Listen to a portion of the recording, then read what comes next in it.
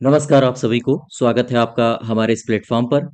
आज हम लोग उत्तर प्रदेश करंट अफेयर्स में दिसंबर 2023 की समसामयिकी को करेंगे। पीडीएफ अगर इसकी चाहिए तो आपको हमारे टेलीग्राम चैनल पर इसकी पीडीएफ मिल जाएगी। साथ ही साथ टेलीग्राम चैनल का जो लिंक है वो डिस्क्रिप्शन बॉक्स में दिया गया है और चैनल को सब्सक्राइब करिएगा। साथ ही साथ शेयर करिएगा ताकि आगे भी लोगों तक इसकी जानकारी पहुंच सके। दिसंबर माह का जो पहला प्रश्न है भाग एक का, उसको जरा गौर से देखो। कह रहा है निम्नलिखित कथनों में सही कथन की पहचान कीजिए। पहला कथन क्या कह रहा है? उत्तर प्रदेश के वित्त मंत्री जो कि हैं सुरेश खन्ना साहब।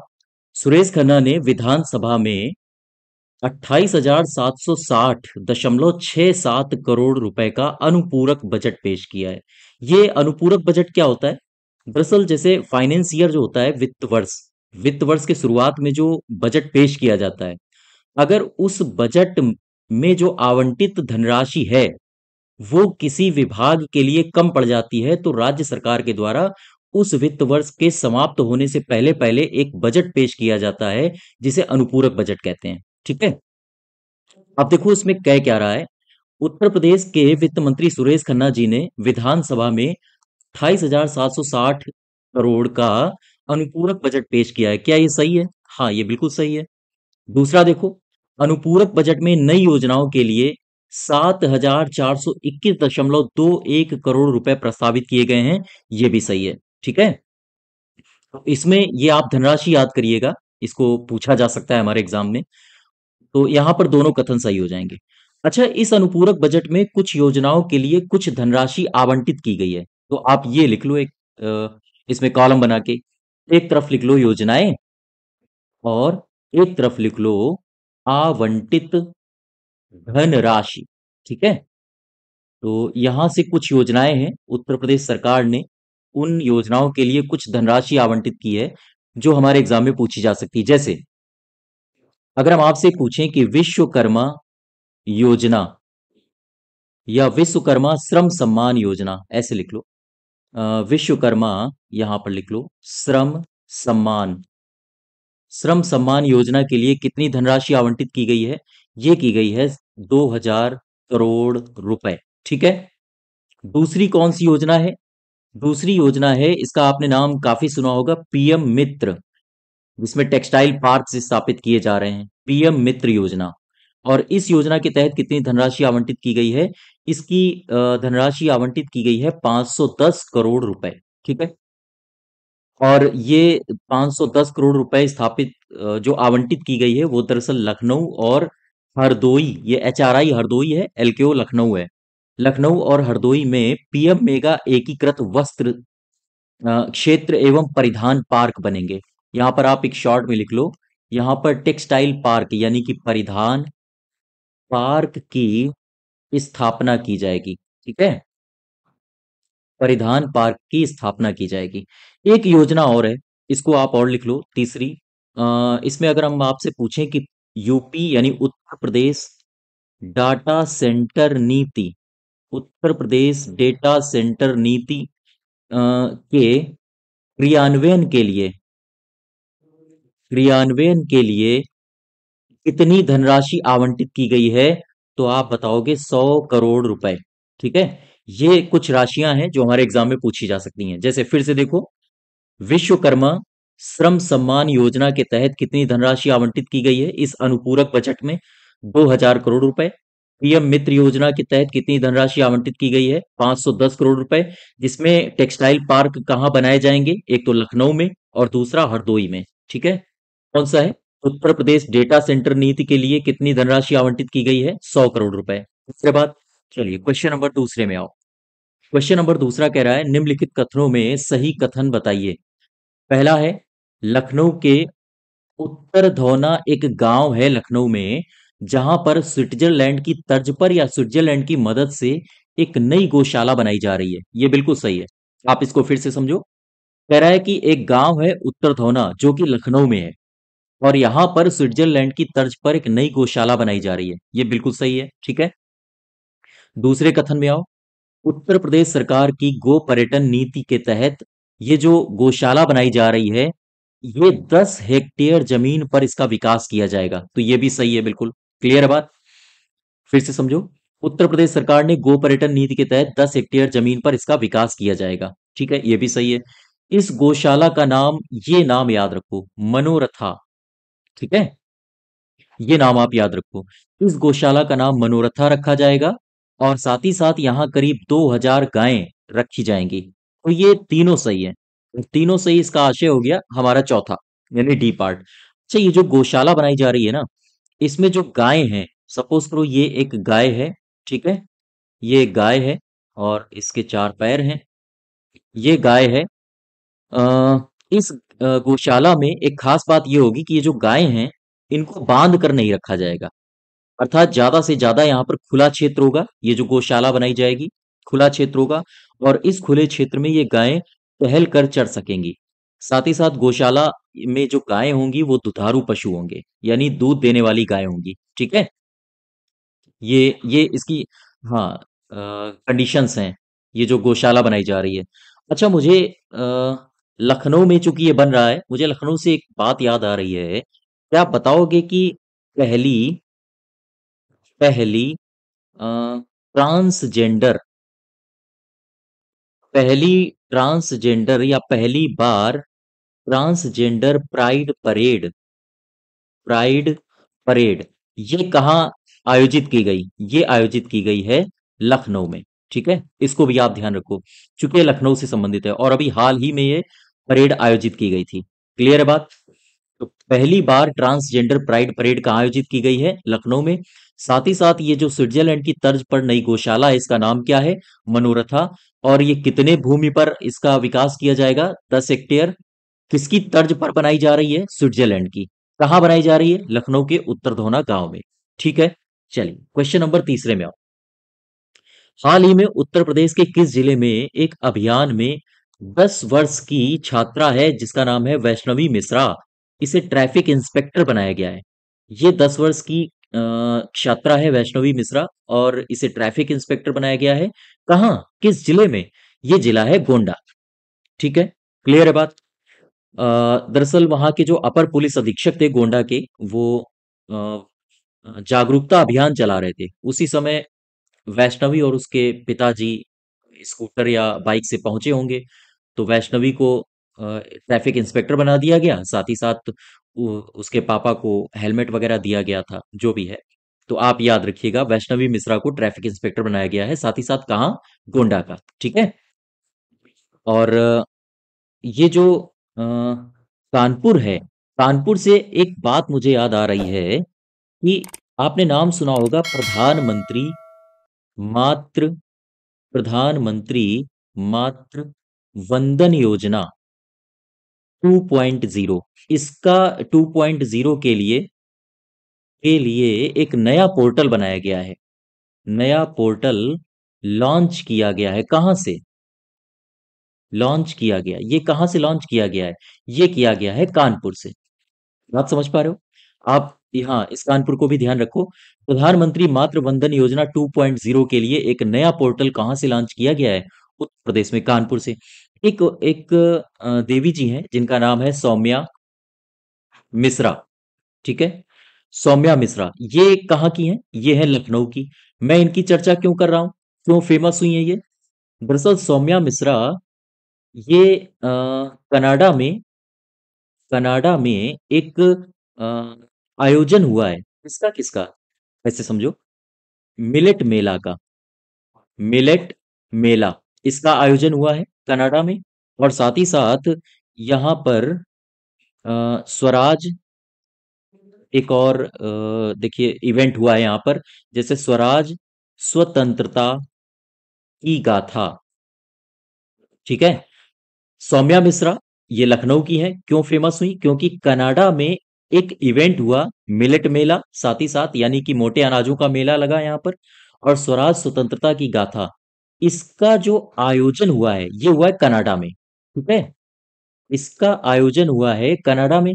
और इसका जो आयोजन किया गया है, आप ऐसे समझो, इस इवेंट का आयोजन किया गया है किसके निर्देशन में? वो है सौम्या मिश्रा। बात समझ पाए? आप फिर से समझो। इसको आप पॉज करके चाहे एक लाइन में लिख लेना, हो सकता है आप भूल जाओ। मैंने कहा सौम्या मिश्रा लखनऊ की हैं।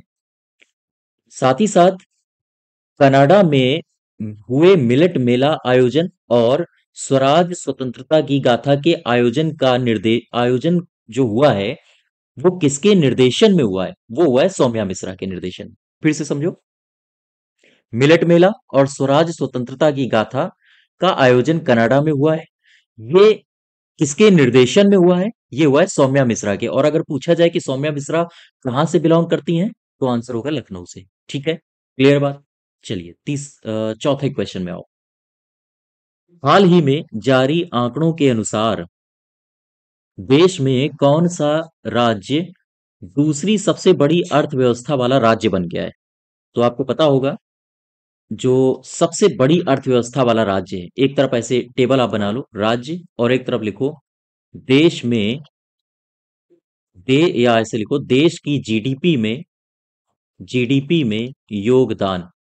ठीक है, तो इसमें सबसे बड़ा राज्य कौन सा है तो जो देश की जीडीपी में सबसे ज्यादा योगदान करता है वो है महाराष्ट्र। कितना योगदान करता है? ये लगभग करता है 15.7%। और इसके बाद महाराष्ट्र के बाद दूसरे स्थान पर आ गया है अपना उत्तर प्रदेश। उत्तर प्रदेश ये देश की जीडीपी में कितना योगदान करता है? ये करता है 9.2%।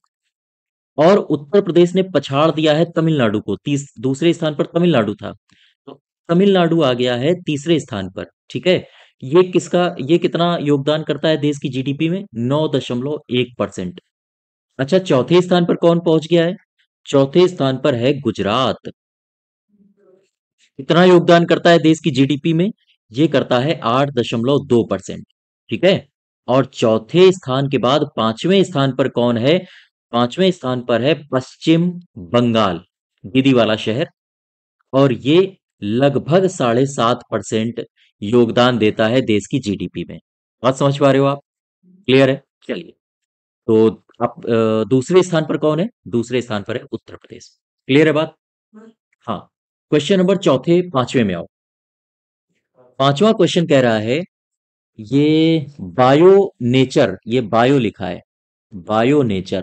ठीक है, बायो नेचर कौन एक सम्मेलन हुआ है, इसके बारे में कौन सा कथन सही नहीं है? तो पढ़ लो ये। पहला ऑप्शन दिया है यह सम्मेलन उत्तर प्रदेश के शहर बहराइच में हुआ है। ये गलत है, बहराइच नहीं है, ये गोरखपुर में हुआ है। ठीक है, तो ये वाला कथन हमारा सही नहीं है। दूसरे में पढ़ो, इस सम्मेलन में मुख्यमंत्री जी ने दो पुस्तकों का विमोचन किया है। कौन कौन सी पुस्तकें हैं?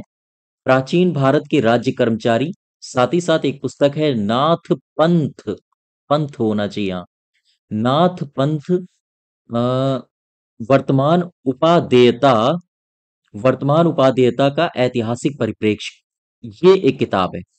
तो इसको भी एक अंडरलाइन कर लो। एक ये किताब हो गई नाथ पंथ वर्तमान उपादेयता का ऐतिहासिक परिप्रेक्ष्य, और एक किताब ये हो गई प्राचीन भारत के राज्य कर्मचारी। इन दो किताबों का या इन दो पुस्तकों का विमोचन किसने किया है? हमारे मुख्यमंत्री जी ने। ये सही है। ठीक है, तो सी कह रहा है उपर्युक्त दोनों सही है, ये तो बिल्कुल गलत हो गया, ए वाला तो गलत ही है। आगे कह रहा है इनमें से कौन सही नहीं, इनमें से कोई सही नहीं है। ठीक है, तो इसमें आप पढ़ो कथन कौन सही नहीं है, तो यही वाला हो जाएगा हमारा आंसर, ए पार्ट, ये गलत है। ठीक है, अच्छा, इसमें आप देखो जरा ये जो बायोकॉन 2023 हुआ है जो कि गोरखपुर में हुआ है, इसमें हुआ क्या है? ये जो गोरखपुर में हुआ है ना, गोरखपुर में एक विद्यालय है, ये वहां हुआ है। कौन सा विद्यालय है? या हम कहें गोरखपुर में एक विश्वविद्यालय है। ठीक है, विश्वविद्यालय कौन सा है? ये है महायोगी, महायोगी गोरखनाथ, कैसे लिखेंगे? गोरखनाथ, ठीक है, विश्वविद्यालय, महायोगी गोरखनाथ विश्वविद्यालय, ये यहाँ पर इसका आयोजन हुआ है। और ये आयोजन हुआ है 3 दिवसीय। ठीक है, 3 दिवसीय इसका आयोजन हुआ है। क्लियर है बात? चलिए फिर से एक बार देख लो। बायो नेचर कॉन 2023 सम्मेलन के बारे में कौन सा कथन सही नहीं है? तो इसका जो सम्मेलन हुआ है ये गोरखपुर में हुआ है, ना कि बहराइच में। और इसमें योगी आदित्यनाथ ने दो पुस्तकों का विमोचन किया है, प्राचीन भारत के राज्य कर्मचारी और नाथ पंथ, एक किताब है, वर्तमान उपादेयता का ऐतिहासिक परिप्रेक्ष्य। इस किताब का भी विमोचन किया गया है। साथ ही साथ इसका जो आयोजन किया गया है वो गोरखपुर के एक विश्वविद्यालय में किया गया है। कौन सा है? महायोगी गोरखनाथ विश्वविद्यालय। और ये 3 दिवसीय सम्मेलन चला है। क्वेश्चन नंबर छठे में आओ। दिसंबर 2023 में प्रधानमंत्री नरेंद्र मोदी ने स्वरवेद महामंदिर का उद्घाटन किया है। इस महामंदिर के बारे में निम्नलिखित कथनों पर विचार कीजिए। पहला ऑप्शन दिया है, स्वरवेद महामंदिर का निर्माण संत सदाफल महाराज की ओर से कराया गया है। बिल्कुल सही है। अगला दिया है, स्वरवेद मंदिर की सबसे बड़ी विशेषता यह है कि यहाँ पर भगवान की नहीं बल्कि योग साधना की पूजा होती है। हाँ, ये भी सही है, योग साधना के लिए स्टैब्लिश किया गया है। स्वरवेद मंदिर का निर्माण मकराना मार्बल से किया गया है। साथ ही इस मंदिर की जो दीवारें हैं वो अद्भुत नक्काशी से भरी हुई हैं। तो यह भी सही है। ठीक है, ये चारों सही है इसके। अच्छा, ये जो मंदिर है, अब इसमें दो चार बातें और देख लो। स्वरवेद जो मंदिर है, ये मंदिर लगभग 180 फीट ऊंचा है। ठीक है, ये भी आप याद रखिए। और इस मंदिर के परिसर में एक मूर्ति स्थापित की गई है। इस मंदिर के परिसर परिसर में एक मूर्ति स्थापित की गई है। ये मूर्ति है, इनका नाम है संत सदाफल की मूर्ति का अनावरण भी किया गया है। आपसे ये पूछा जा सकता है कि ये जो मूर्ति है ये कितनी ऊंचाई है, इसकी इसकी ऊंचाई कितनी है? तो इसकी ऊंचाई है 135 फीट। ठीक है। अच्छा, इस मंदिर का अनावरण किया गया है, तो इसका उद्घाटन किसने किया है? आपसे ये भी पूछा जा सकता है। इसका उद्घाटन किया है मोदी जी ने। ठीक, क्लियर है बात? और ये जो मंदिर है ये योग साधना का सबसे बड़ा, दुनिया का सबसे बड़ा मेडिटेशन सेंटर है। साथ ही साथ मेडिटेशन के लिए सबसे बड़ा मंदिर है। ठीक है। क्वेश्चन नंबर 7वें में आओ। दिसंबर 2023 में उत्तर प्रदेश की स्मिता श्रीवास्तव ने विश्व में सबसे लंबे बालों का Guinness book of world record बनाया। स्मिता उत्तर प्रदेश के किस शहर की हैं? तो जो ये हैं स्मिता श्रीवास्तव, ये इनके बहुत लंबे बाल हैं। और लगभग इनके जो बालों की लंबाई है 236 सेंटीमीटर है, या हम कह सकते हैं कि 7 फीट और 9 इंच इनके बालों की लंबाई है। ये प्रयागराज से हैं। ठीक है, क्लियर है बात? अच्छा, ये नोएडा लिखा है। क्या आप बता सकते हो नोएडा अभी हाल ही में क्यों चर्चा में रहा था? नोएडा चर्चा में इसलिए रहा था क्योंकि राज्य सरकार चाहती है कि यहाँ पर मेडिकल मेडिकल डिवाइस पार्क की स्थापना की जाए। ठीक है, ये राज्य सरकार चाहती है कि मेडिकल डिवाइस पार्क की यहाँ पर स्थापना की जाए नोएडा में। और नोएडा कहाँ है? नोएडा है गौतम बुद्ध नगर में। ठीक है, यहाँ पर क्या हो रहा है? अभी हाल ही में आपने देखा होगा, G20 सम्मेलन हुआ था। ठीक है, तो G20 सम्मेलन के अंतर्गत यहाँ पर एक और सम्मेलन हुआ था। G20 सम्मेलन के अंतर्गत साइंस 20 का आयोजन किया गया था। आपसे यह भी पूछे तो आपको पता होना चाहिए, G20 सम्मेलन के अंतर्गत साइंस 20 सम्मेलन का आयोजन कहाँ किया गया था? वो किया गया था गौतम बुद्ध नगर में। ठीक है, मुझे प्रयागराज दिख रहा है। प्रयागराज से मुझे एक बात याद आ रही है। प्रयागराज की पुलिस ने, ये पिछले महीने घटित हुआ है, पुलिस ने एक योजना शुरू की है। कौन सी योजना? इसका नाम है नया सवेरा, या हम कहें सवेरा योजना। ऐसे लिखो, सवेरा योजना। ठीक है, ये योजना शुरू करी है किसने? प्रयागराज पुलिस ने। क्यों? क्योंकि वृद्धजनों को सहायता दी जा सके, है ना?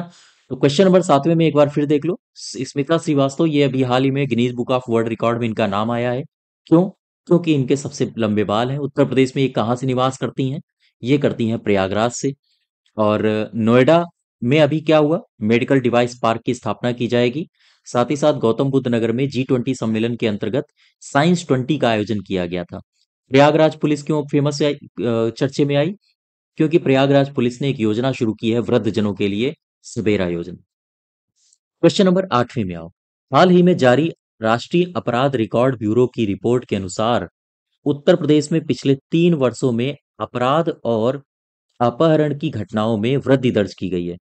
अपहरण घटनाओं के मामलों में सबसे ज्यादा मामले किन 3 राज्यों में आए हैं? तो सबसे ज्यादा जो मामले हैं वो उत्तर प्रदेश में आए हैं। कितने हैं? उत्तर प्रदेश में लगभग 16,460 अपहरण दर्ज किए गए हैं। ठीक है। उत्तर प्रदेश में लगभग 16,460 अपहरण दर्ज किए गए हैं और ये भारी मात्रा में उत्तर प्रदेश इस संख्या को लेकर बहुत बड़ी मात्रा है जो कि और पहले स्थान पर विराजमान है। तो इसका सही आंसर हो जाएगा ए। उत्तर प्रदेश पहला स्थान रखता है, महाराष्ट्र दूसरा है और मध्य प्रदेश है तीसरा। अच्छा, मुझे आप क्या बता सकते हो कि उत्तर प्रदेश उत्तर प्रदेश अभी दिसंबर की घटना है ये। उत्तर प्रदेश ग्रामीण ग्रामीण खेल लीग, इसका आयोजन कहाँ किया गया? उत्तर प्रदेश ग्रामीण खेल लीग का आयोजन कहाँ किया गया? इसका आयोजन किया गया है गोरखपुर में। कब कब किया गया? तो ये दिसंबर 2023 की ही बात है। किसने इसका शुभारंभ किया है? इसका उद्घाटन किसने किया है? आपसे अगर ये पूछे तो इसका उद्घाटन किया है सीएम ने, यानी कि योगी जी ने। ठीक है। आप फिर से समझो क्वेश्चन को। हाल ही में जारी राष्ट्रीय अपराध रिकॉर्ड ब्यूरो की एक रिपोर्ट आई है। उस रिपोर्ट के अनुसार उत्तर प्रदेश में पिछले 3 सालों में अपहरण और अपहरण की घटनाओं में वृद्धि दर्ज की गई है। प्रश्न में केवल इतना कहा गया है कि अपहरण घटनाओं के मामलों में सबसे ज्यादा मामले शीर्ष 3 राज्यों कौन कौन से हैं जहां पर सबसे ज्यादा अपहरण के मामले दर्ज किए गए हैं? तो उसमें है उत्तर प्रदेश, महाराष्ट्र, मध्य प्रदेश। उत्तर प्रदेश में लगभग 16,460 अपहरण के मामले दर्ज किए गए हैं। साथ ही साथ उत्तर प्रदेश ग्रामीण खेल लीग का आयोजन कहाँ किया गया? ये किया गया है, हाँ, गोरखपुर में। उद्घाटन किसने किया? योगी जी ने। और दिसंबर 2023 की ये घटना है। क्वेश्चन नंबर 9 में आओ। निम्न कथनों में विचार कीजिए। पहला कथन है योगी आदित्यनाथ ने बिलारी में चौधरी चरण सिंह की जयंती पर उनकी 51 फीट ऊंची प्रतिमा का अनावरण किया है। ये बिलारी कहाँ है? ये बिलारी है आपका मुरादाबाद में। मुरादाबाद में, ठीक है। तो अगर बिलारी ना दे तो मुरादाबाद भी दे सकता है कि योगी आदित्यनाथ ने मुरादाबाद में चरण सिंह जी की 51 फीट ऊंची प्रतिमा का अनावरण किया है, तो ये सही है। दूसरा क्या कह रहा है? चिकित्सा विज्ञान संस्थान बनारस हिंदू विश्वविद्यालय में किडनी ट्रांसप्लांट के लिए ओपीडी की शुरुआत की गई है। हाँ, ये भी सही है। तो यहां से ये दोनों कथन सही हो जाएंगे। ठीक है। अब देखो जरा, ये जो चौधरी चरण सिंह हैं, इनकी इनके जन्म दिवस के अवसर पर राष्ट्रीय किसान दिवस मनाया जाता है। कब मनाया जाता है? ये मनाया जाता है 23 दिसंबर को। ठीक है। क्लियर है बात? और ये जो चौधरी चरण सिंह हैं, ये हमारे सीएम भी रहे हैं, पीएम भी रहे हैं। चौधरी चरण सिंह, ये इन्हें इन्हें कहा जाता है किसानों का मसीहा। ठीक है। क्लियर है बात? अच्छा, मुझे बताओ ये जो मुरादाबाद शहर का नाम आया है, अभी दिसंबर की ही घटना है। मुरादाबाद, ये शहर में एशिया का दूसरा, पहला नहीं दूसरा, सबसे बड़ा सबसे बड़ा फिश मार्केट स्थापित किया जा रहा है। फिश मार्केट बना है। ठीक है। फिर से समझो, एशिया का दूसरा सबसे बड़ा मछलियों का बाजार कहां बना है? तो ये मुरादाबाद है, फिश मार्केट। क्लियर है बात? चलिए क्वेश्चन नंबर 10वें में आओ। 21 दिसंबर 2023 को उत्तर प्रदेश के मुख्यमंत्री योगी आदित्यनाथ ने गोरखपुर में हाईटेक चिकित्सा को बढ़ावा देने के लिए कितने हेल्थ एटीएम की सौगात दी है? कहाँ कहाँ पर दी है? ये गोरखपुर में दी है। फिर से समझो, आपसे संख्या ना पूछ के प्लेस भी पूछ सकता है। तो याद रखें, उत्तर प्रदेश के मुख्यमंत्री योगी आदित्यनाथ ने कहां पर, गोरखपुर में हाईटेक चिकित्सा को बढ़ावा देने के लिए कितने हेल्थ एटीएम की सौगात दी है? तो आंसर होगा 19। ठीक है। मैं कुछ प्रश्न यहां पर लिखता हूं और उनके उत्तर मैं चाहता हूं कि आप दें। अभी नई शिक्षा नीति आई है। नई शिक्षा नीति, नई शिक्षा नीति क्या कहती है?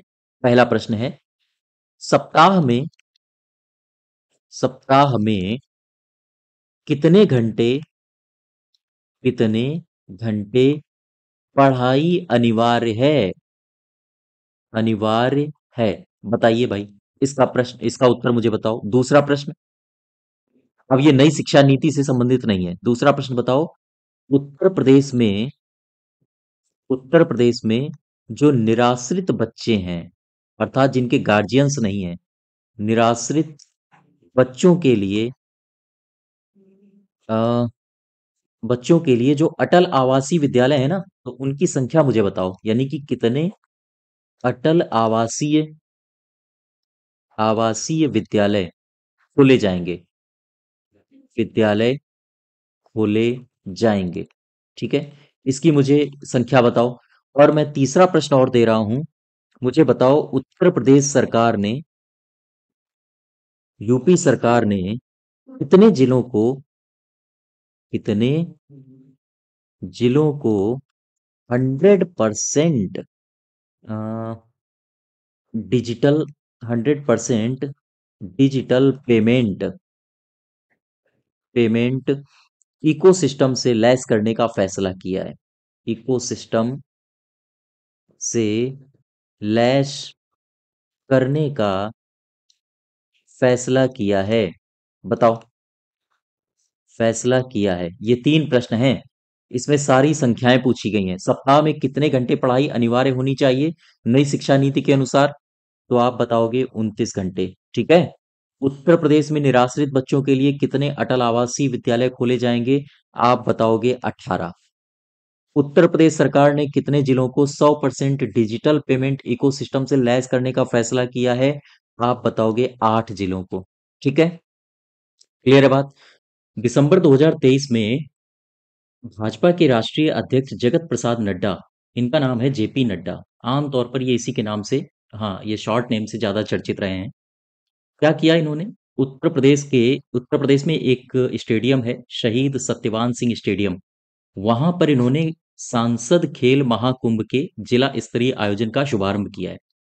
प्रश्न को एक बार फिर समझो। कह रहे हैं नड्डा साहब ने सांसद खेल महाकुंभ के जिला स्तरीय आयोजन का शुभारंभ किया है। कहाँ? ये किया है शहीद सत्यवान सिंह स्टेडियम में। आपसे केवल इतना पूछा है कि ये स्टेडियम है कहाँ, आप बता दीजिए। ये स्टेडियम है बस्ती में। और ये जो गोंडा है, ये क्यों चर्चा में रहा? दरअसल गोंडा में एक छात्रा हैं, इनका नाम है वैष्णवी मिश्रा। ठीक है, ये इनको ये क्यों चर्चा में रही हैं? दरअसल इनको ट्रैफिक, ये दिसंबर की ही बात है, इनको ट्रैफिक इंस्पेक्टर बनाया गया है। तो ये भी आप याद रखिए, ये ट्रैफिक इंस्पेक्टर बनी है। और गोंडा में कोठारी बंधुओं की स्मृति में, ऐसे याद रखो, कोठारी जो बंधु हैं, ये कोठारी बंधु कौन है? दरअसल कार सेवा जब हो रही थी बाबरी मस्जिद कांड के समय, तो उसमें दो भाई थे, एक थे राम कोठारी और एक थे शरद कोठारी। तो इनकी वहां पर हत्या हो गई थी। और इन्हीं की याद में या इन्हीं की स्मृति में, कोठारी बंधुओं की स्मृति में, इसी गोंडा में कोठारी बंधुओं की स्मृति में, हाँ, ये गोंडा में एक धर्मशाला बन रहा है, धर्मशाला बनाया गया है। ठीक है, इसको भी ध्यान रखिए आप। और ये जो प्रयागराज है, ये तो गोंडा की बात हो गई। प्रयागराज अभी हाल ही में क्यों चर्चा में आया था, बता सकते हो आप? प्रयागराज की एक देवी जी हैं, इनका नाम है स्मिता श्रीवास्तव। ठीक है, ये क्यों चर्चा में रही? दरअसल स्मिता श्रीवास्तव जी के जो बाल हैं, वो सबसे लंबे हैं। ठीक है, सबसे लंबे। अच्छा, कैसे पता? क्योंकि इन्होंने बालों को लेकर अपना नाम दर्ज करवाया है Guinness book of world record में। ठीक है, तो ये रिकॉर्ड इनके नाम है। तो ये चर्चा में रही हैं। कहाँ की हैं ये है प्रयागराज की। अच्छा, जौनपुर अभी क्यों चर्चा में रहा, क्या बता सकते हो? हाँ, जौनपुर इसलिए चर्चा में रहा क्योंकि जौनपुर का एक विश्वविद्यालय है। क्या नाम है इसका? जौनपुर का विश्वविद्यालय है, इसका नाम है बहादुर वीर बहादुर सिंह पूर्वांचल विश्वविद्यालय, ऐसे लिखो पूर्वांचल विश्वविद्यालय। ठीक है। ये विश्वविद्यालय क्यों चर्चा में रहा? क्योंकि इस विश्वविद्यालय को A+ ग्रेडिंग प्राप्त हुई है, ग्रेडिंग मिली है।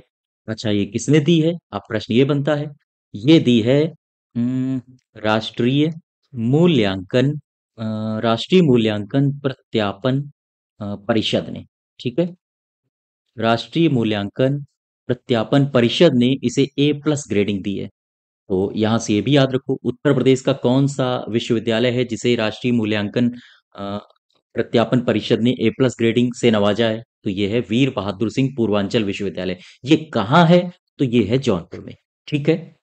चलिए क्वेश्चन नंबर 12वें में आओ। हाल ही में दिव्यांग सशक्तिकरण के लिए वर्ष 2023 के राष्ट्रीय पुरस्कारों का अभी हाल ही में वितरण किया गया।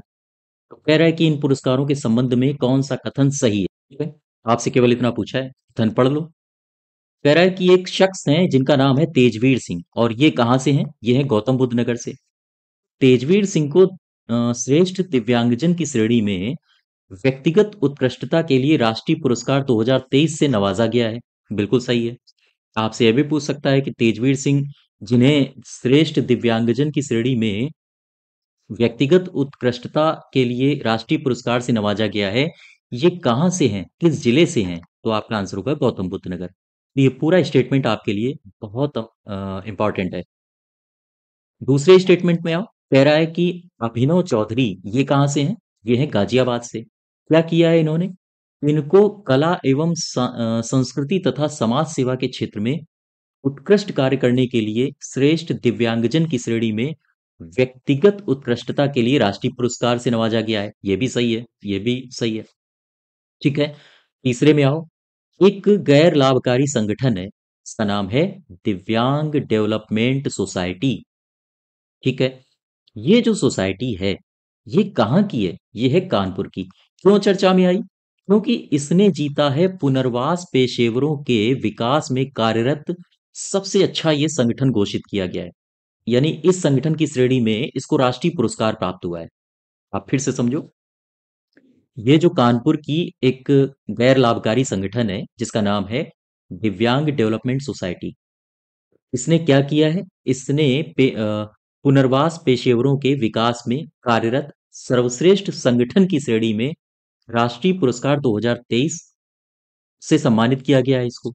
तो ये भी सही है। आपसे इसका जिला पूछ सकता है, ध्यान रखिएगा। तो यहाँ जो तीनों कथन है वो सारे के सारे सही हैं। क्लियर बात? ये तीनों को, हाँ, इन तीनों को आपको गंभीरता से लेना है। क्वेश्चन नंबर 13 में आओ। दिसंबर 2023 को मीडिया से मिली जानकारी के अनुसार उत्तर प्रदेश के अयोध्या में डिफेंस विनिर्माण की इकाई लगाई जा रही है। और उसे लगा कौन रहा है? उसे लगा रहा है एक कंपनी है, उसका नाम है ट्राफल्गर स्क्वायर। ठीक है। अच्छा, ये कितना रुपया इन्वेस्ट करेगी अयोध्या में डिफेंस विनिर्माण की कंपनी बनाने के लिए या लगाने के लिए? ये करेगी 75,000 करोड़ रुपए। ये राशि आप याद रखिए, है ना? क्लियर बात? अब देखो, प्रश्न ये कह रहा है कि ये जो कंपनी है, जो 75,000 करोड़ रुपया खर्च करेगी, कहाँ? अयोध्या में। क्यों? क्योंकि इसको लगाना है डिफेंस विनिर्माण की इकाई। प्रश्न में केवल इतना पूछा है कि ये कंपनी कहाँ की है। आप बता दीजिए। ये कंपनी है ब्रिटेन की। ठीक है, क्लियर है बात? अब देखो जरा यहां से, अ, अभी हाल ही में वाराणसी चर्चा में था। वाराणसी क्या था? चर्चा में। क्यों था बताओ? क्योंकि यहाँ पर काशी तमिल संगमम, इसका दूसरा चरण आयोजित किया गया। ऐसे लिखो, इसका दूसरा जो चरण है वो आयोजित किया गया। ठीक है। अच्छा, ठीक है, आयोजित किया गया, बहुत अच्छी बात है। लेकिन ये क्या यहाँ पर मोदी जी आए थे? मोदी जी का भाषण हुआ था? हाँ, मोदी जी का भाषण भी हुआ था। मोदी जी का भाषण भी हुआ था। ये भाषण क्यों फेमस हुआ? क्योंकि मोदी जी ने पहली बार आर्टिफिशियल इंटेलिजेंस टूल, और इस टूल का नाम है भाषिणी, पहली बार आर्टिफिशियल इंटेलिजेंस टूल भाषिणी का प्रयोग किया था? ठीक है, इसी संगम में। अच्छा, ये जो पूरा का पूरा आयोजन है, क्या बता सकते हो ये कौन डील कर रहा है, इसको कौन ऑर्गेनाइज कर रहा है? अर्थात हम कहें तो इस पूरे ऑर्गेनाइजेशन की जो नोडल एजेंसी है, वो कौन है? बताओ। वो है शिक्षा मंत्रालय, नोडल एजेंसी। ठीक है, कौन है? वो है शिक्षा मंत्रालय। क्लियर? क्लियर है बात? फिर से इसको क्वेश्चन को देखो। क्वेश्चन कह रहा है डिफेंस विनिर्माण के लिए, अर्थात अयोध्या में डिफेंस विनिर्माण की इकाई लगाई जानी है। कौन लगा रहा है? एक कंपनी है, ट्राफल्गर स्क्वायर कैपिटल। कितना रुपया वो इन्वेस्ट कर देगी अयोध्या में? 75,000 करोड़ रुपया। प्रश्न आपसे ये पूछा है कि ये कंपनी है किस देश की? आंसर होगा ब्रिटेन की। वाराणसी अभी चर्चा में क्यों रहा? क्योंकि यहाँ काशी तमिल संगमम का दूसरा चरण इसका आयोजित किया गया। ठीक है, काशी तमिल संगम का दूसरा चरण आयोजित किया गया। मोदी जी ने इसमें भाषण दिया। और खास बात यह रही कि पहली बार एआई टूल भाषिणी का इन्होंने प्रयोग किया है। और ये पूरा का पूरा जो ऑर्गेनाइजेशन है वो कौन सा मंत्रालय देख रहा है? वो देख रहा है शिक्षा मंत्रालय। क्वेश्चन नंबर 14 में आओ। नीति आयोग ने एबीपी, ये क्या है? एबीपी का पूरा नाम है एस्पिरेशनल एस्पिरेशनल ब्लॉक प्रोग्राम।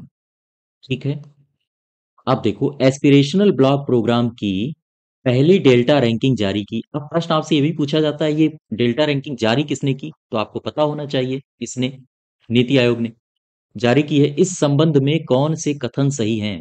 पढ़ लो जरा। 7 दिसंबर 2023 को नीति आयोग द्वारा घोषित एस्पिरेशनल ब्लॉक प्रोग्राम की पहली डेल्टा रैंकिंग में उत्तर प्रदेश का कौसाम्बी, ये जिला कौसाम्बी ब्लॉक दूसरे स्थान पर रहा है। बिल्कुल सही है। अच्छा, ये दूसरे स्थान पर रहा है तो पहले स्थान पर कौन रहा है? पहले स्थान पर कौन रहा, बता सकते हो? ये तमिलनाडु का एक ब्लॉक है जिसका नाम है कुमुरम, कुमुरम भीम ब्लॉक। ठीक है, और ये कहाँ से है? ये है तमिलनाडु से। तो तमिलनाडु का कुमरम भीम ब्लॉक ये पहले स्थान पर रहा है, दूसरे पर कौशाम्बी ब्लॉक। अच्छा, ये जो एस्पिरेशनल ब्लॉक प्रोग्राम है, इसमें जो दूसरा कथन है उसको पढ़ो। इसमें ब्लॉकों को भौगोलिक दृष्टि से भी बांटा गया है। कितने जोनों में? 6 जोनों में। और जिसमें प्रत्येक जोन से 2 ब्लॉक को रैंकिंग प्रदान की गई है, यानी पहली रैंकिंग और दूसरी रैंकिंग। तो ये जो 6 जोन है, इसमें जो दूसरा जोन है ना, उसमें उत्तर भारतीय राज्यों को शामिल किया गया है। तो ये दूसरा सही है। ठीक है, और इसमें उत्तर प्रदेश का जो बस्ती जिला है, बस्ती जिला का हरैया ब्लॉक, वो पहला स्थान लाया है, उसका पहला स्थान आया है। और दूसरा स्थान किसका आया है? गाजीपुर जिले के विरनो ब्लॉक का। तो ये तीसरा भी सही है। अब देखो, जो एबीपी रैंकिंग होती है, एस्पिरेशनल ब्लॉक प्रोग्राम में जो पहला स्थान धारण करता है, जो पहला स्थान धारण करता है उसे मिलता है 1.5 लाख, सॉरी 1.5 करोड़ रुपया, है ना? और दूसरे स्थान वाले को मिलता है 1 करोड़ रुपया। तो ये सभी सही हो जाएंगे। ठीक है, तो ये सारा मैटर आपके लिए एबीपी प्रोग्राम के लिए इंपॉर्टेंट है। क्लियर है? हमारे एग्जाम में हो सकता है यहां से क्वेश्चन पूछे ही पूछे। क्वेश्चन नंबर 15 में आओ। दिसंबर 2023 में आईआईटी कानपुर ये चर्चा में आया, क्यों? क्योंकि यहाँ का एक विभाग है अर्थ साइंस विभाग, और इसी विभाग का एक छात्र है जिसका नाम है हर्षद श्रीवास्तव। ठीक है, हर्षद श्रीवास्तव ये पीएचडी का छात्र है। अच्छा, क्या किया इसने? इसने एक रिपोर्ट पब्लिश की, इसने एक रिपोर्ट बनाई है, और वो रिपोर्ट प्रकाशित हो गई है कहाँ? जर्मनी की पत्रिका जियो मरीन लेटर में। ठीक है, यहां प्रकाशित हुई। अच्छा, इसमें इसकी रिपोर्ट में क्या कहा गया? इसकी रिपोर्ट में ये अंदेशा लगाया गया है कि जो नारकुंडम द्वीप है अपना, आपने आपको ज्योग्राफी में पढ़ा होगा नारकुंडम और बैरन, सुसुप्त ज्वालामुखी और सक्रिय ज्वालामुखी। ये जो नारकुंडम द्वीप है, इसके पास, इसने कहा है कि तेल और गैस के भंडार हैं। बात समझ पा रहे हो? फिर से प्रश्न को समझो। प्रश्न में कहा गया है कि आईआईटी कानपुर का एक विभाग है अर्थ साइंस विभाग, वहां का एक छात्र है हर्षद श्रीवास्तव, जो कि पीएचडी का छात्र है। इसकी एक रिपोर्ट प्रकाशित हुई है एक पत्रिका में, जो जर्मनी की पत्रिका है, जियो मरीन लेटर में।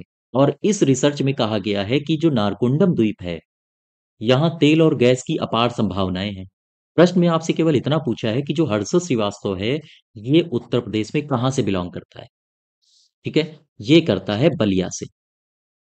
बलिया क्या है? बलिया है उत्तर प्रदेश का सबसे पूर्वी जिला। ठीक है, सबसे पूर्वी जिला। अच्छा, तो ये जो इसकी रिपोर्ट है, अगर इसकी रिपोर्ट में थोड़ी सी भी सच्चाई हुई, या हम कह सकते हैं कि इनकी रिपोर्ट, हर्षद श्रीवास्तव जी की जो रिपोर्ट है, वो अगर सही हुई, तो आप सोच के देखिए देश को कितनी आर्थिक मजबूती मिलेगी। और लगभग अंडमान से 139 किलोमीटर की दूरी पर अंडमान निकोबार द्वीप में ही, नारकोंडम द्वीप में, ये सारे के सारे रिसर्च किए गए थे। ठीक है। हाँ, क्वेश्चन नंबर 16 में आओ। उत्तर प्रदेश में यहाँ की सांस्कृतिक विरासत को समृद्ध बनाने और लोक कला को दुनिया भर में प्रसिद्धि दिलाने के लिए कब से कब तक सांस्कृतिक उत्सव 2023 का आयोजन किया जा रहा है? प्रश्न को एक बार फिर से समझो। कह रहे हैं कि उत्तर प्रदेश में एक आयोजन हो रहा है जिसका नाम है सांस्कृतिक उत्सव आयोजन। ठीक है, ये क्यों हो रहा है? इसका लक्ष्य यहाँ पर दिया है, क्योंकि उत्तर प्रदेश में सांस्कृतिक विरासत को समृद्ध बनाना है और साथ ही साथ लोक कला को दुनिया भर में प्रसिद्धि दिलानी है। आपसे केवल इतना पूछा है कि जो ये सांस्कृतिक उत्सव हो रहा है ना, ये कहाँ हो रहा है? कहाँ का मतलब उत्तर प्रदेश में हो रहा है, लेकिन कब से कब तक हो रहा है? ये हो रहा है 25 दिसंबर से लेकर 26 जनवरी तक। ठीक है। अच्छा, आप मुझे बताओ, ये जो उत्सव हो रहा है, इसका थीम क्या है, या फिर इसका विषय क्या है? क्या बता सकते हो आप? इसका थीम है उत्तर प्रदेश। उत्तर प्रदेश का ये पर्व है, उत्सव है, तो लिख दो उत्तर प्रदेश पर्व, हमारी संस्कृति, हमारी संस्कृति, हमारी पहचान। ठीक है, ये इसकी थीम है। क्लियर है बात? तो ध्यान रखिएगा, फिर से देख लो एक बार। सांस्कृतिक उत्सव 2023 का आयोजन किया जा रहा है। कब से कब तक किया जा रहा है? 25 दिसंबर से लेकर 26 जनवरी तक। और इसका लक्ष्य क्या है? सांस्कृतिक विरासत को समृद्ध बनाना और साथ ही साथ लोक कला को दुनिया भर में सिद्धि दिलाना। क्लियर है? और इसका थीम क्या है, अर्थात इसका विषय क्या है? उत्तर प्रदेश पर्व, हमारी संस्कृति, हमारी पहचान। क्वेश्चन नंबर 17 में आओ। उत्तर प्रदेश में पर्यटन उद्योग को बढ़ावा देने के लिए नई स्टार वर्गीकरण प्रणाली को शुरू करने की हाल ही में मंजूरी दी गई है। और इस प्रणाली के संदर्भ में कुछ कथन दिए गए हैं, उन कथनों में आप विचार करो। पहला कथन देखो, उत्तर प्रदेश राज्य पर्यटन विकास निगम है। और कहा गया है कि जो राज्य में न्यू स्टार वर्गीकरण प्रणाली है होटलों के लिए, उस प्रणाली के कार्यान्वयन के लिए इसे नोडल एजेंसी बनाया गया है। किसे? राज्य पर्यटन विकास निगम को। तो ये बिल्कुल सही है। ये जो स्टार वर्गीकरण प्रणाली है, ये दरअसल होटलों के लिए है। आप किसी होटल में ठहरे जाके, वहां होटल की सुविधाएं कैसी हैं, उसने कैसा आपके साथ ट्रीट किया, आपको सुविधाएं किस स्तर की दी गई, तो उसमें आप होटल को स्टार दे सकते हो इस प्रणाली में। अच्छा, इस प्रणाली में थोड़ा सा चेंजमेंट किया है कि आप अगर इस होटल को सबसे टॉप लेवल का होटल अ, मान के, या सुविधाएं इसकी कंज्यूम करके इसको रेटिंग देते हो, पांच की पांचों रेटिंग देते हो, यानी 5 स्टार देते हो, तो उसे देखा जाएगा प्लेटिनम श्रेणी के अंतर्गत। ठीक है। और अगर आपने 4 स्टार दिए, तो फिर वो होटल डायमंड श्रेणी के अंतर्गत आएगा। अगर आपने 3 स्टार दिए, तो वो गोल्ड श्रेणी के अंतर्गत आएगा। साथ ही साथ 2 स्टार के लिए सिल्वर, और 1 स्टार, 1 स्टार के लिए ब्रॉन्ज श्रेणी है। ठीक है। तो जो सबसे शानदार आप रेटिंग दोगे, तो उसके लिए सबसे शानदार जो श्रेणी होगी वो प्लेटिनम श्रेणी होगी। तो वही कहा गया है। कह रहा है कि इस वर्गीकरण प्रणाली में 5 अलग अलग श्रेणियां हैं। प्लेटिनम श्रेणी, डायमंड, गोल्ड, सिल्वर, ब्रॉन्ज। ये श्रेणियां पर्यटन मंत्रालय द्वारा निर्धारित हैं। और उद्योग की पारंपरिक स्टार रेटिंग क्रमशः 5 स्टार, 4, 3, 2 और 1 स्टार वर्गीकरण के अनुरूप है। तो हमारे एग्जाम में पूछा जा सकता है कि 5 जो स्टार होगा, वो 5 स्टार कौन सी श्रेणी को दर्शाएगा? यहां पर लिख देगा 4 ऑप्शन। प्लेटिनम, गोल्ड, ब्रॉन्ज या फिर डायमंड, तो आप ध्यान रखिएगा, है ना। तो ये दोनों कथन सही है। क्लियर है बात। क्वेश्चन नंबर 18 में आओ। कह रहा है कि प्रदेश के जो 57 जिले हैं, 57 जिलों में हाल ही में साइबर क्राइम थाने खोले जाने के लिए प्रस्ताव को मंजूरी मिल गई है। यानी कि हम ये अगर आपसे पूछें कि प्रदेश में साइबर क्राइम थाने कितने जिलों में खुल रहे हैं, तो आंसर होगा 57। ठीक है। अब इसके संबंध में कुछ कथन दिए गए हैं जहां पर विचार करो, बताओ कौन सा सही है। पहला कथन है, उत्तर प्रदेश में जो सभी मुख्यालय हैं, सभी मुख्यालय का मतलब 18 मंडल के मुख्यालयों में साइबर क्राइम थाने मौजूद हैं। हाँ बिल्कुल सही है, मौजूद हैं, अभी तो सही है, आगे बढ़ो। और जो 18 मंडल के मुख्यालय हैं वहां पर जो साइबर क्राइम थाने हैं, उनका आईजी स्तर का अधिकारी उनको देखता था। लेकिन जब से जनपदों में साइबर क्राइम थाने स्थापित हो जाएंगे, जो 57 है, ये स्थापित हो जाएंगे, अब आईजी लेवल का अधिकारी इनको नहीं देखेगा, बल्कि इनको देखेगा पुलिस अधीक्षक। इन थानों को देखेगा, अर्थात इसकी जिम्मेदारी पुलिस अधीक्षक की होगी। तो ये कथन बिल्कुल सही है। ठीक है। दूसरे में आओ। साइबर क्राइम में कन्विक्शन के मामले में उत्तर प्रदेश देश में पहले स्थान पर है।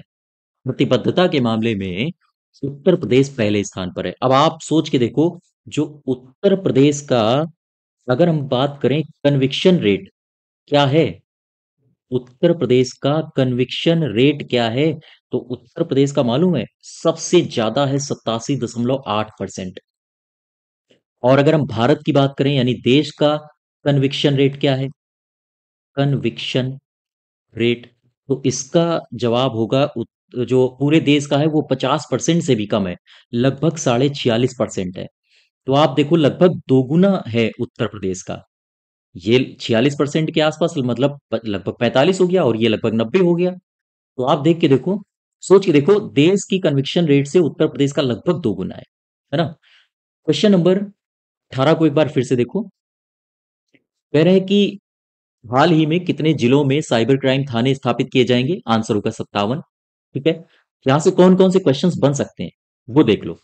और फिर एक क्वेश्चन और बन सकता है कि अभी जो 18 मंडल में साइबर क्राइम थाने हैं, उनकी निगरानी कौन करता है, आईजी स्तर का अधिकारी। जब ये 57 जिलों में साइबर क्राइम थाने बन जाएंगे, तब कौन इनकी निगरानी करेगा, पुलिस अधीक्षक लेवल का अधिकारी। ठीक है। और साइबर क्राइम कन्विक्शन के मामले में देश में पहला स्थान कौन रखता है, हमारा उत्तर प्रदेश। उत्तर प्रदेश का एक जिला है, इसका नाम है गोरखपुर। ये अभी चर्चा में क्यों रहा, गोरखपुर। ठीक है। ये चर्चा में क्यों रहा, क्योंकि यहाँ पर एक प्रतियोगिता हुई है। इस प्रतियोगिता का क्या नाम है, इस प्रतियोगिता का नाम है राष्ट्र संत, याद रखिएगा ये हमारे एग्जाम में पूछा जाता है, ब्रह्मलीन, राष्ट्र संत ब्रह्मलीन महंत अवेघनाथ, अवेघनाथ जी महाराज पंचम अखिल भारतीय, कैसे लिखेंगे, अखिल भारतीय। ठीक है। अखिल भारतीय कबड्डी चैंपियनशिप हुई है, अखिल भारतीय प्राइज मनी, हाँ, प्राइज मनी कबड्डी प्रतियोगिता, और ये पुरुषों की है प्रतियोगिता, और ये हुई है 2023 में, अभी हुई है। क्या बता सकते हो, ये हुई तो गोरखपुर में है, लेकिन इसको जीता किसने है, ये कौन जीता है, जीता है, जीता का मतलब कौन विनर रहा है, विनर रहा है उत्तर प्रदेश। ठीक है। आप फिर से देखो, इस प्रतियोगिता का नाम है अखिल भारतीय प्राइज मनी कबड्डी प्रतियोगिता, और ये किसकी है, ये है पुरुषों की। ठीक है, पुरुषों की है, और इसको जीता है उत्तर प्रदेश ने। क्वेश्चन नंबर 20 में आओ। उत्तर प्रदेश पर्यटन विभाग ने एक एमओयू यानी मेमोरेंडम ऑफ अंडरस्टैंडिंग साइन किया, इसके साथ, ये किया है messrs Rajas aero sports and adventure private limited के साथ। क्यों किया, कुछ तो कारण होगा। हाँ, ये किया इसलिए है ताकि हेलीकॉप्टर सेवा शुरू की जा सके। काहे के लिए, पर्यटकों को भ्रमण कराने के लिए। हाँ, ये दो स्थान दिए हैं, आपको इनको देखना है कहाँ कहाँ शुरू की गई है। ये शुरू की गई है आगरा और मथुरा में। फिर से क्वेश्चन समझो। क्वेश्चन में कहा गया है कि एक पर्यटन विभाग है उत्तर प्रदेश का, उसने एक एमओयू साइन किया है एक कंपनी के साथ। इस कंपनी का नाम है messrs Rajas aero sports and adventure private limited. काहे कि ये एमओयू इसने काहे सिग्नेचर किया है? हेलीकॉप्टर सेवा शुरू करने के लिए। क्या करेगा? क्यों ये सेवा शुरू करी जा रही है? ताकि जो पर्यटक हैं उनको घुमाया जा सके। कहाँ ये शुरू की गई है सेवा? ये शुरू की जाएगी आगरा और मथुरा में। ठीक है, क्लियर है बात? क्या एक अभी विश्वविद्यालय है, मुझे बताओ, एक विश्वविद्यालय है जो अभी चर्चा में रहा, इसका नाम है लवी। लवी का मतलब है लखनऊ, लखनऊ विश्वविद्यालय। ठीक है, विश्वविद्यालय। ये अभी चर्चा में क्यों रहा, क्या बता सकते हो आप? क्योंकि इस विश्वविद्यालय को यूजीसी, यूजीसी मतलब विश्वविद्यालय अनुदान आयोग, यूजीसी ने इसे श्रेणी एक यानी पहली श्रेणी का विश्वविद्यालय घोषित किया है। पहली श्रेणी का इसे विश्वविद्यालय घोषित किया है। ठीक है, घोषित किया। अच्छा ठीक है, अच्छी बात है ये तो। अब ये जब पहली श्रेणी का यूजीसी किसी भी विश्वविद्यालय को घोषित कर देता है, क्या होता है उसके साथ? दरअसल उस विश्वविद्यालय को बहुत सारे अधिकार मिल जाते हैं। जैसे विश्वविद्यालय यूजीसी की मंजूरी के बिना नए पाठ्यक्रम को लॉन्च कर सकता है ना? जैसे अनुसंधान पार्क या नवाचार केंद्र की स्थापना कर सकता है विश्वविद्यालय।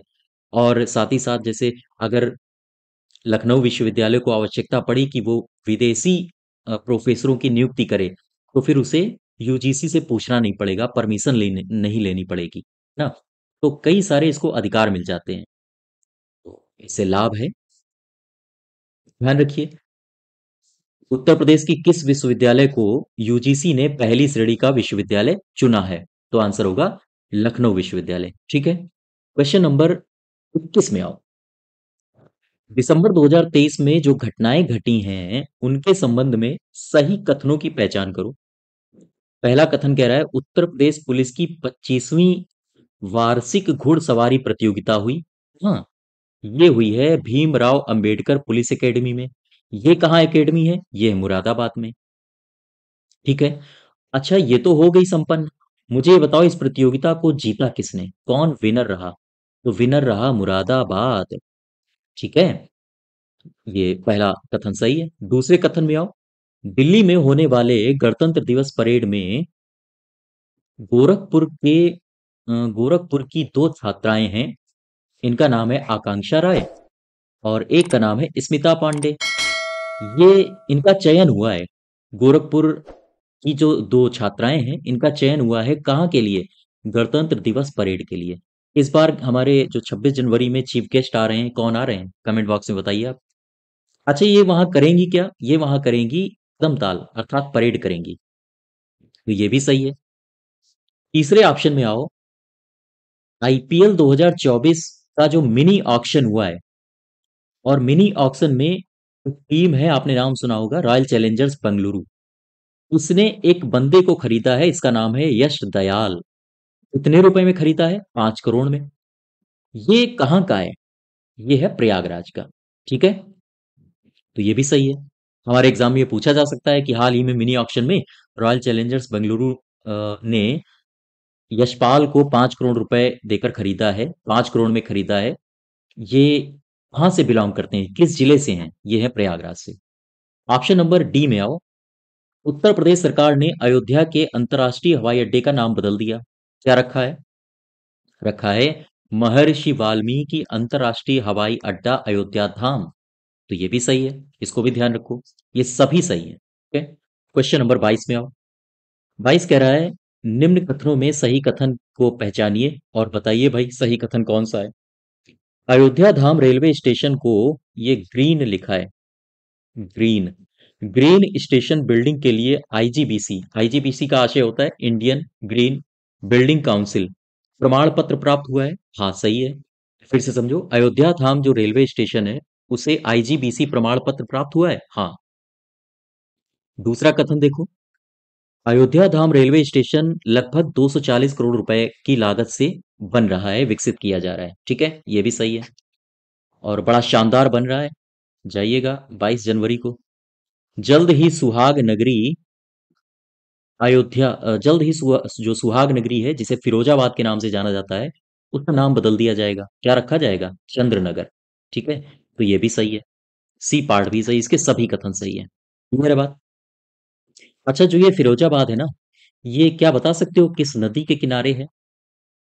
किस नदी के किनारे है? यह है यमुना के किनारे। ठीक है। और फिरोजाबाद का जो नगर निगम है, नगर निगम की कार्यकारिणी बैठक हुई, और उस कार्यकारिणी बैठक में ये प्रस्ताव पारित हो चुका है कि यहाँ का नाम बदल दिया जाए और चंद्रनगर यहाँ का नाम रखा जाए। और बहुत जल्द इसका नाम ऑफिशियल रूप से घोषणा कर दी जाएगी। ये जो अयोध्या है, ये इसको देखो अयोध्या को। अयोध्या से एक बात और ध्यान रखो। अभी हाल ही में जो 30 दिसंबर हुआ है ना, 30 दिसंबर 2023, अयोध्या में एक घटना घटी है। क्या? अयोध्या में घटना ये घटी है कि अयोध्या से, यानी अयोध्या में दो अमृत ट्रेनें चलाई जा रही हैं। दो अमृत ट्रेनें। ठीक है। और साथ ही साथ 6 वंदे भारत ट्रेन यहां पर चलेंगी। ठीक है। तो इसका जो सही आंसर होगा वो टी हो जाएगा। ठीक है। क्वेश्चन नंबर 23 में आओ। नमो घाट का उद्घाटन कहाँ किया गया? नमो घाट का जो उद्घाटन है वो कहाँ किया गया है? उद्घाटन, ये गलत लिखा है। उद्घाटन। ठीक है। ये किया गया है वाराणसी में। और ये क्या करेगा? ये देश का जल थल और नभ परिवहन की सेवा देने वाला देश का ये पहला घाट होगा। ठीक है। अच्छा, इसका उद्घाटन किया गया है वाराणसी में। अभी ये बताओ, जो हमारा उच्च शिक्षा विभाग है, ये अभी चर्चा में क्यों रहा? क्योंकि जो उच्च शिक्षा विभाग है, इसने कहा है कि वह जो सरकारी कॉलेज हैं, सरकारी कॉलेज में छात्रों को छात्रों को ई बुक्स, ई बुक्स का मतलब, हाँ, ई बुक्स जो आप सॉफ्ट रूप से पढ़ सकें, ई बुक्स और ई लाइब्रेरी, ई लाइब्रेरी की सुविधा देगा। ठीक है। ये किसने कहा है? ये कहा है उच्च शिक्षा विभाग ने। अच्छा, ये सुविधा तो देगा, लेकिन क्या बता सकते हो इसमें कितना खर्चा आएगा? ऐसी सुविधा देने के लिए जो टोटल खर्चा आएगा वो आएगा 3.5 करोड़ रुपए। ठीक है। तो उत्तर प्रदेश की क्या सभी सरकारी कॉलेजों में ये सुविधा दी जाएगी? छात्रों के लिए ई बुक्स और ई लाइब्रेरी की सुविधा दी जाएगी? जी नहीं। कुछ चुनिंदा सरकारी कॉलेज हैं, और ये 92 सरकारी कॉलेज हैं जिनमें ई बुक्स और ई लाइब्रेरी की ये सुविधा दी जाएगी। ठीक है। अच्छा, अभी हाल ही में जो पीलीभीत है, ये दिसंबर की घटना है। पीलीभीत टाइगर रिजर्व, ये क्यों चर्चा में रहा? क्योंकि इसे मिला है कैलाश सांकला पुरस्कार। सांकला पुरस्कार। ठीक है। ये कैलाश सांकला क्या किस नाम से जाने जाते हैं? Elephant man of India, water man of India, tiger man of India? Option में बताइए मुझे। अच्छा, ये जो कैलाश सांकला पुरस्कार है, ये पीलीभीत टाइगर रिजर्व को दिया गया। किस श्रेणी में दिया गया है? क्या बता सकते हो कौन सी श्रेणी में इसे दिया गया है? इसे मिला है ट्रांसफॉर्मेटिव, ट्रांसफॉर्मेटिव सस्टेनेबल नेबल टूरिज्म, टूरिज्म पोटेंशियल श्रेणी। ठीक है। और इसे किस श्रेणी में मिला है? ट्रांसफॉर्मेटिव सस्टेनेबल टूरिज्म पोटेंशियल श्रेणी में इसे कैलाश सांकला पुरस्कार दिया गया है। क्वेश्चन नंबर 24 में आओ। 15 जनवरी से 19 जनवरी 2024 तक चलने वाली विश्व आर्थिक मंच की बैठक में उत्तर प्रदेश के मुख्यमंत्री योगी आदित्यनाथ को इसमें आमंत्रित किया गया है। आप फिर से समझो। विश्व आर्थिक मंच की बैठक है जो 15 जनवरी से 19 जनवरी तक चलेगी, अभी चल रही होगी, है ना? और इसमें निमंत्रण दिया गया है, बुलावा आया है, उत्तर प्रदेश के मुख्यमंत्री जी को बुलाया गया है इसमें। अगर योगी जी इसमें शामिल होते हैं तो वो उत्तर प्रदेश के पहले मुख्यमंत्री बन जाएंगे। प्रश्न आपसे यह पूछा गया है कि विश्व आर्थिक मंच कि बैठक ये कहाँ हो रही है? ये हो रही है दावोस में। दावोस कहाँ है? स्विट्जरलैंड पे। ठीक है, क्लियर है बात? अच्छा, मुझे एक बात बताओ। अभी दो जिले फेमस हुए हैं, अभी दो जिले चर्चा में रहे हैं, कौन कौन से? एक है अंबेडकर नगर, अंबेडकर नगर, और एक जिला है, इसका नाम है मुजफ्फर नगर। ये दिसंबर की घटना है। ये दो जिले अभी हाल ही में चर्चा में रहे, क्यों? क्योंकि जो सरकारी योजनाएं होती हैं, सरकारी योजनाएं, ठीक है, सरकारी योजनाओं को लागू करने में, लागू करने में इन जिलों ने शीर्ष स्थान प्राप्त किया है, शीर्ष स्थान प्राप्त किया है। तो हमारे एग्जाम में ये पूछा जा सकता है, आप ध्यान रखिएगा। कौन से दो जिले हैं जिन्होंने सरकारी योजनाओं को लागू करने के लिए शीर्ष स्थान प्राप्त किया है, यानी सबसे अव्वल दर्जे के जिले रहे हैं? वो है अंबेडकर नगर और मुजफ्फरनगर। ठीक है, क्लियर है बात? 25 में आओ। अनामिका शर्मा ये स्काई डाइविंग करती हैं, और ये 13,000 फीट ऊंचाई से इन्होंने छलांग लगाई। तो ये फेमस हो गई, क्यों फेमस हो गई? क्योंकि इन्होंने अद्भुत तरीके से छलांग लगाई है। ये अपने हाथ में लिए थी जय श्री राम नाम का एक ध्वज लिए थी, और उसे लहरा कर इन्होंने छलांग लगाया। साथ ही साथ इन्होंने एक कीर्तिमान भी ऐसा करके बनाया है। तो आपसे प्रश्न में केवल इतना पूछा है कि अनामिका शर्मा ये उत्तर प्रदेश के किस शहर से हैं? आंसर होगा प्रयागराज से। प्रश्न को फिर से समझो। अनामिका शर्मा जो कि स्काई डाइविंग करती हैं, उन्होंने श्री राम भगवान का ध्वज लिया अपने हाथों में, और 13,000 फीट की ऊंचाई से छलांग लगाई, और ऐसा करने के इन्होंने एक नया कीर्तिमान रचा है। आपसे प्रश्न में केवल इतना पूछा है कि अनामिका शर्मा ये उत्तर प्रदेश के किस शहर से हैं? आंसर होगा प्रयागराज।